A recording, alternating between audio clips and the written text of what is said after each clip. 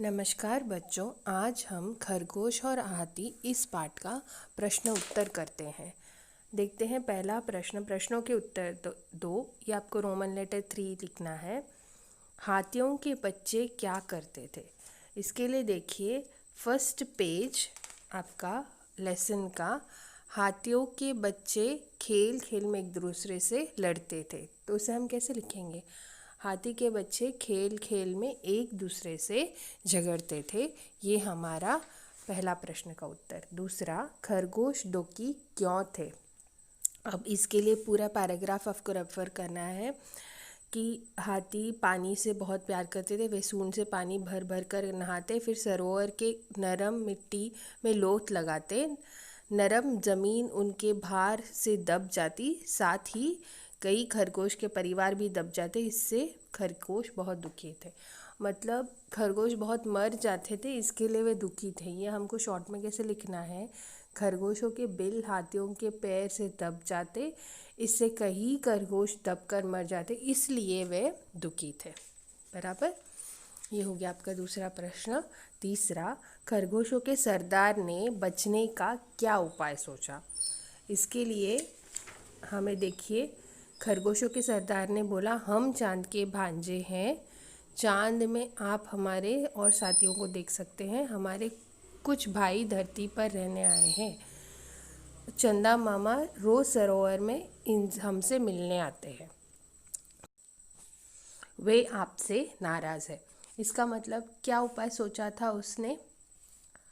खरगोशों के सरदार ने सोचा कि वह हाथियों के सरदार से कहेगा कि हम चांद के भांजे हैं।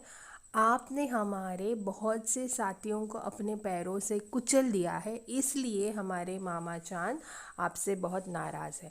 आप यहाँ से दूर चले जाइए। ठीक है। अब लिखित प्रश्न। पहला प्रश्न, खरगोश कहाँ रहते थे? इसका आंसर बहुत सिंपल है। हम लेसन के पहले पेज में देखते हैं।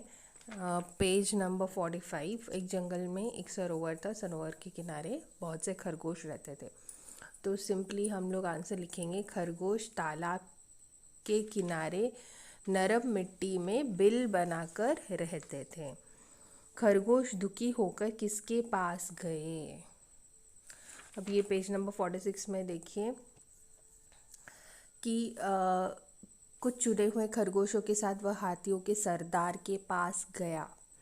हाँ, तो आंसर होगा, खरगोश दुखी होकर हाथियों के सरदार के पास गए।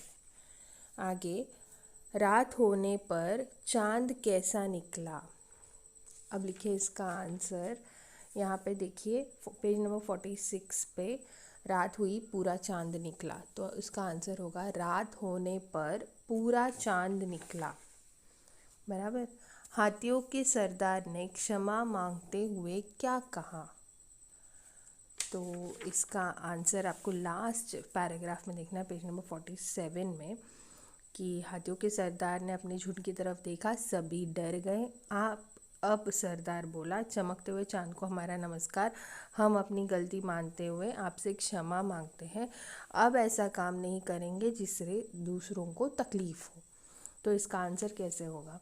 हाथियों के सरदार ने क्षमा मांगते हुए कहा, अब हम ऐसा कोई काम नहीं करेंगे जिससे दूसरों को तकलीफ हो। ठीक है, ये आपका आंसर हुआ लास्ट का।